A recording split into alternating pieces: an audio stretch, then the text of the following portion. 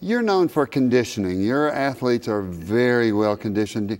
Tell me what you do for your basketball players to get them in shape. Well, Bob, first of all, you hire and you work with people that have forgotten more than you know about conditioning, in the sense that, yes, that's part of my job as a coach, and I've got to have my finger on the pulse of where those players are conditioning.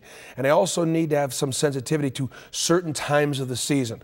Like, I know when the season is over, we're going to really get after the weights hard and start to build some muscle mass and break it down a little bit. And then in the summertime, I want them working on skills and things and aspects of the game that they don't currently have, and experiment. Come fall now, it's time to get into basketball condition. And of course, in season, sometimes we tone it down a little bit because I'd rather have them fresh and furious than overtrained. Now, I read a book by one of your athletes, Dane Bradshaw, and he talks about Section 10. Yeah. What's important about Section 10 at the football stadium? Well, that's actually it's Gate 10. Oh, Gate 10. Gate 10.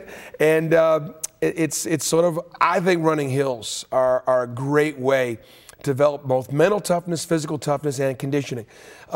Driving up, single leg jumping, using your arms to be able to run up a hill. And on an incline, there is less pounding that takes place. Now we run up and we walk down, or we jog down real easy, because coming downhill, sometimes there's more pounding on the joints. We start in the fall doing that hill 12 times. By the time we're done, we're doing it about 30 times, and it takes almost 45 minutes by the time it's all said and done.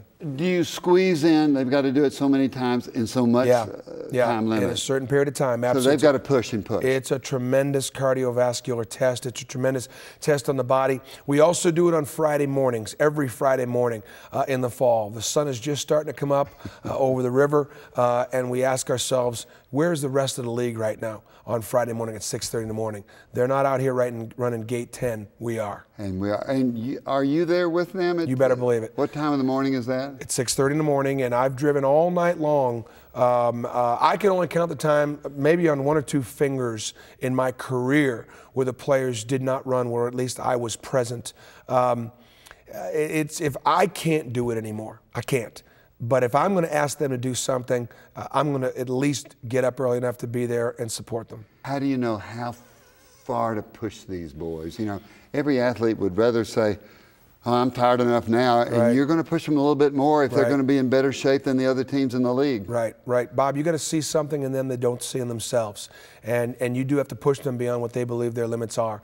And one of the things that we do in practice is I don't run wind sprints at the end of practice, because I don't want them saving anything for, well, I can't work real hard during practice because we're going to run sprints at the end. And the only time we run straight out sprints sometimes is when they just won't practice hard enough to my satisfaction.